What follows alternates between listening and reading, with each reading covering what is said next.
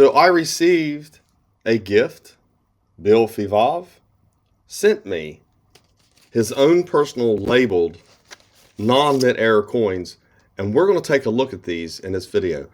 You see these coins posted up on forums and Facebook groups and Instagram all the time, and they are not mint errors. And we're going to talk about that in this video, so stay tuned. My name is Daniel, and you are watching CoinHelpu. And before we get started, here's my website to buy coins if you want to buy coins, portsmouthcoinshop.com. We have all these categories up here, or the menu, drop-down menu where you can find out other things we have for sale. Also, if you need help with a coin, come over here to CoinHelpu Community. I'm seeing so many questions in the comments that I can't answer, and I can't take the time to answer them.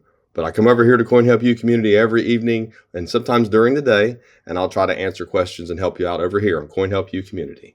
Okay, so let's take a look at these images here. These are really cool, actually, even though they're not anything special, as far as they were sent to me by someone who is one of the leading authorities, who is one of the authors of several things, including the Cherry Picker's Guide, and has been involved in this hobby for a long time. He's in his 80s, Bill Fivav. I appreciate it, and I'll definitely send you a link to this video. But I want everyone to look at these through the plastic. The reason is that you might go to a flea market, you might go to an antique mall and see something like this and see it in the same holder. You can't take it out of the holder. They're not going to let you do it. And they're going to have this huge price on it. If you can't look through the plastic and identify it as a non-mint error or damaged coin, then you are at a disadvantage. So we're looking at these through plastic, and we'll do the best we can with the light reflections, because this is what it's going to look like. I mean, if you got it in hand, you're going to be struggling with that too. That's why I do these videos the way I do. I could remove all these, but I'm not going to. Not mainly because of who they came from. I'm going to keep them like they are, okay? But the other reason is it is beneficial to do it this way. A lot of times too, when you're in the Facebook groups, okay, you can't see the coin very good. Facebook groups and coin communities are well known for blurry images. I mean, the blurrier seems the better, or trying to blow up an image and you can't. This one here is another fake brockage. If you don't know what a brockage is, then go to error-ref.com and look up brockage. They don't explain it to you, then you'll know what's going on. You'll actually know what they look like, how they occur, and be able to identify fake from authentic. And, as we go along here, I'm going to make a whole lot of commentary on some of these, but I see this stuff all the time in the groups, acid treated. And you're looking for coins can be thin or pitted looking. And what it is, you could see this would be questionable, because if you took a fake and you subjected it to acid, okay, you can remove some of what makes it look fake and hard to authenticate. We had an issue with that in one of the groups. Someone thought that NGC couldn't figure it out. It's not that. It's not that they couldn't figure it out. They couldn't authenticate it because it was too far gone, too far damaged. And I'm not saying they don't make mistakes. Believe me on that. Here's another one, leather and hammer job. Now, this is something I've seen multiple times, and I thought maybe it was corroded or something like that. But this is a leather and hammer job. I will go with what Bill says, 100%. So I'm going to put this in between some leather and hammered it. For whatever reason, I don't know. Maybe they thought they was bending it out. Maybe it was bent. I don't know. Maybe it was making a fake error. People do stuff all the time. Then here's a fake double brockage, another one. And you can see, I'm going to put another coin on top of a coin, possibly, on both sides. They're really, neat for what they are, but you have to know what they are, because all these could be listed on eBay, and guess what? Guess what's going to happen? Someone's going to pay for it. They're going to pay a lot of money. And here's another one, another fake brockage. I'm going to pull all of them out. We've seen them. That was probably the best one right here. And another leather hammer and leather job. And I'm going to pull it out because this one's a little different than the other one. It looks a little more obvious to me. I just never thought of it being a leather and hammer. That's sweet. Yeah, you can see it's just oddball looking. And yeah, I know some of these, it would be better probably seeing them out of the holder.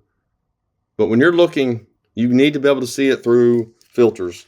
And that's very important. And here is, it says a 1953 slipped I in Liberty and damaged. And I see this a lot too. People ask me all the time, the L is missing, or the I is, or the L's on the rim, or something like that. Well, that is caused by damage, and this is contact mark.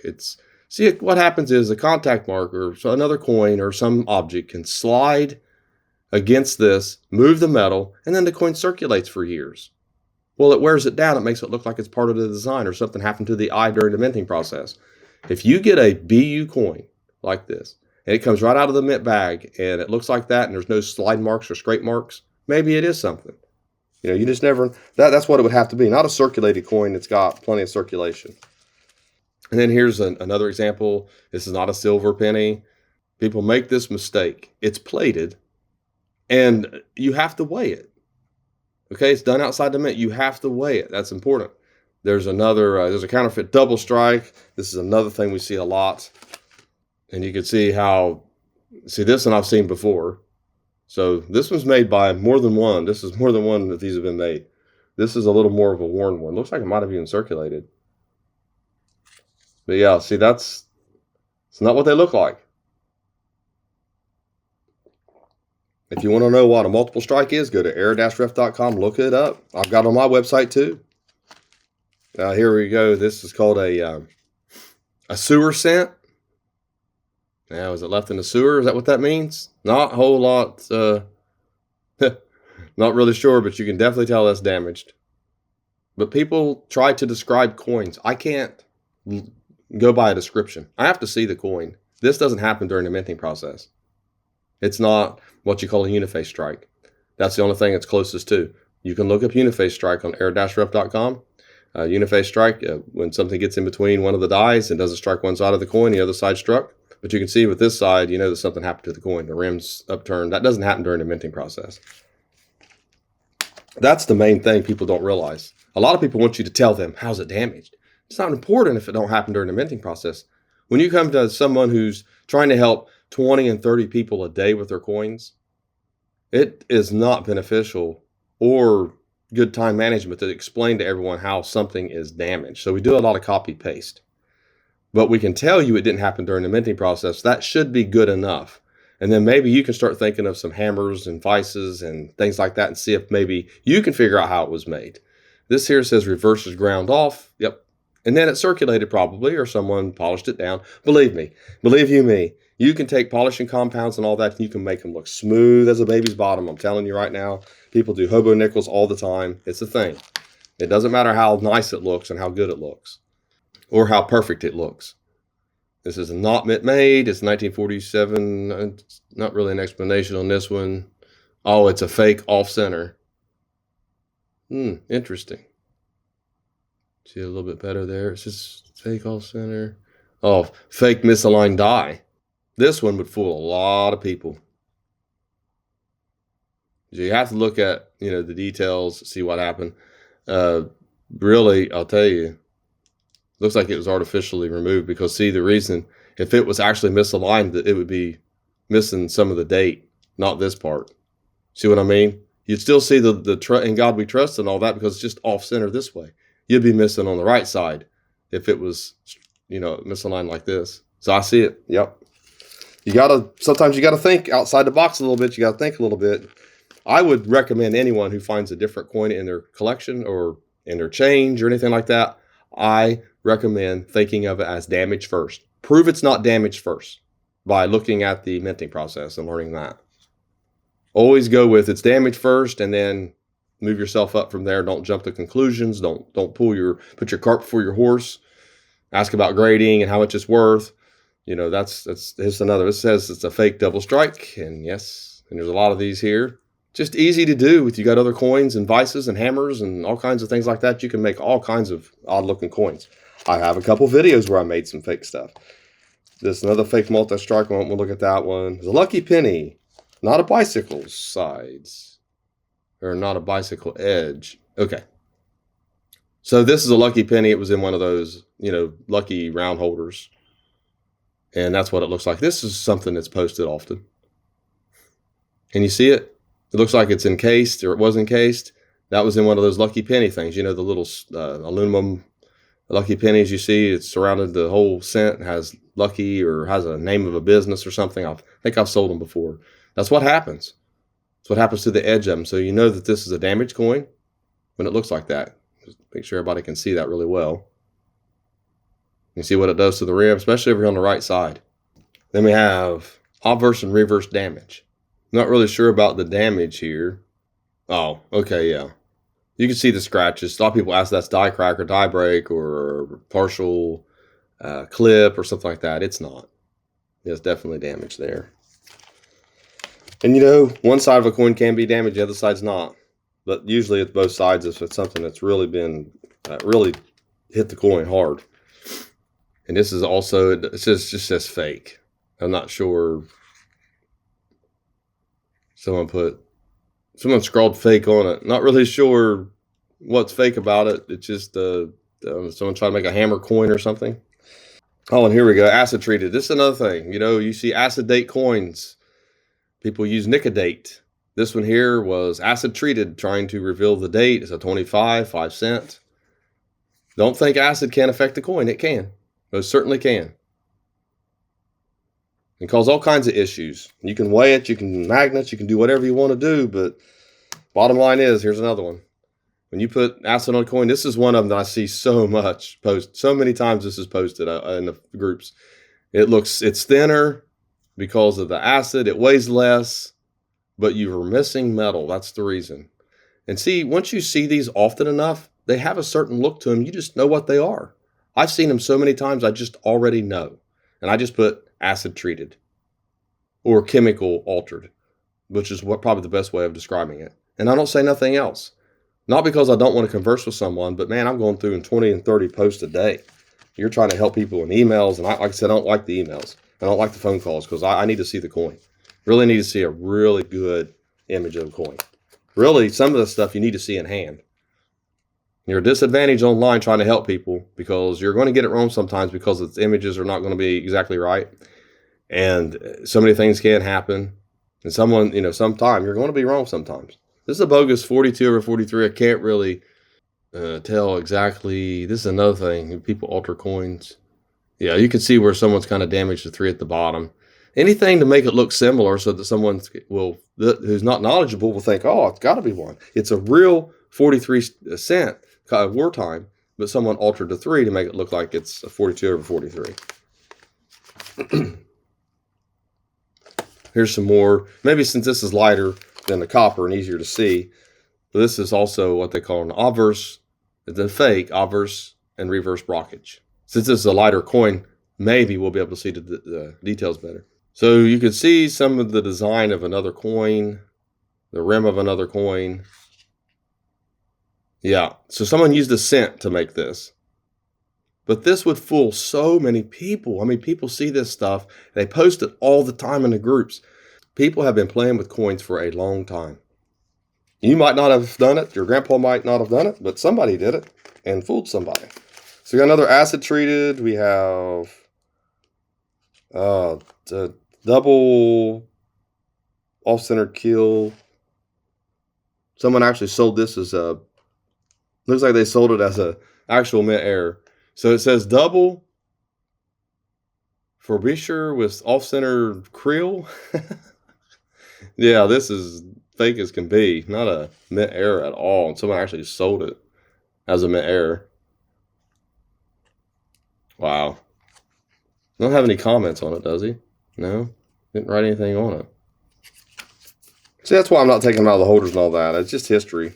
I don't know what I'm going to do. I'm going to have to definitely figure out some way of these. I don't want these getting in the wrong hands and sold as something they're not. So this one just says fake. Someone beat the edges of it, took a dime and hit it over top of it. Maybe viced it. Who knows? People, get crafty making and creating things to make the thought and change and try to fool someone or try to sell it. I mean, people are always trying to rip somebody off for something. That's kind of cool looking, actually. But it is what it is. This one here is doodling on a planchet. People used to scribble and scroll on things. You see a lot of love tokens. Say it's a Mercury or Barbara dime. Can't really tell. But you can see all the different lines and everything on it. Someone probably tried to create a hobo nickel and then just kind of stopped. It was like, oh, can't do it. Then we've got, a clipped. This is important. We can look at this one without taking it out. Clip planchet, no Blakesley's effect. Okay. That means whenever there's a missing part of a planchet, the other side, the opposing side of that coin would have a weak area. That's how you know if it's an authentic clip or not. Now, not 100% clips have a Blakesley's effect, but most of them will. Okay, 99% of them will. Here's another one. It's supposedly a fake straight clip. You see here that it's actually cut off the coin here, and you don't have the Blakesley's effect. Although you have something over here going on with it. It's been altered and messed with. See here, in a different angle. Maybe pull this one out. We'll look at this one a little bit better. So like I said, you're missing metal, so whenever that die strikes it, it's going to affect the other opposing side, the opposite side, across from the clip. And it looks like it's affected here a little bit. But the clip itself does not look right for a straight clip. Straight clips are usually ragged. There's a reason why they're like that. Here's something else that I see posted a lot. People think this stuff is cuds. Okay, it's not. When you turn it over, you can see that there's no area that's devoid of the metal. What happens is when you have a die break, and if this was a die break, then you would have missing metal in the die because a piece of that die broke off. They don't break off like this. It was a little more oval looking when it happens. Well, when that planchet metal fills in, it creates an area that doesn't have metal on the other side of the coin, or at least it looks like a little bit of a divot or whatever, the same shape as the cud. So a cud's a rim die break, and this is not a cud. I see a lot of rim dings where some hit the side of the rim and cause it to hoof up, and people think it's a cud. They're not cuds. Remember, they're just die breaks, and that's why I tell people to go to error-ref.com. It's so important to do your research. And here's another fake 11-cent piece. So someone used a cent. Oh, and they glued it inside. I've had these. I've shown these in videos before too. I've got the same stuff here. Yeah, you can do it. It can be done. People know how to cut coins in half and hollow them out. They've done it for years. Just because it looks good to you does not mean anything. People could do anything to a coin they want and make it look like anything they want. It's up to the expert or up to the collector to figure it out or to take it to someone in hand so that they can actually tell you what's going on. This is another one, acid treated. Like I said, it's thinner. I see that a lot. People always posting that. It's thin. It weighs this much. And what is it? It's acid treated. It's post-mint damage. No doubt about it. And it has a certain look, and you'll see that. Rounded off devices, kind of corroded looking. And then here's another one I see a lot. A lot of people think it's missing clad layer, or it's on a copper planchet, and it's not. It actually is probably acid treated, he said here. And it says it weighs normal is 5.67 grams. So something's happened to the coin, but it was determined that it was not missing clad layer on both sides, which is very, very, very rare. It's almost impossible to find missing clad layer on both sides. That's the first red flag. Some people can remove clad layers or use acid and things like that. People do anything they can to try to make a mint error, a fake mint error. And like I said, I've got all kinds of videos out there on non-mint errors. I actually have a couple videos where I show you how you can create some of these errors that you can damage a coin. So when you find a coin that looks odd, always think in your head, was this a cup holder coin? Is this staining and toning? Because if you look in your cup holder, if you've ever looked at anyone's cup holder, you will pull coins out of there that look kind of odd. The other thing is that could I take this in my garage, take a regular coin, and actually hit it with a hammer, put it in a vise with other coins, or could I put glue on it and put them together and then pull them apart? Will it look like this? Always think damage before mint error. Always think damage before I want to sell it or I want to grade it. Very important information to know. To set yourself up for failure when you're doing this, because that's what's going to happen. So thanks for watching my latest video. Please like, share, and comment, and have a great day.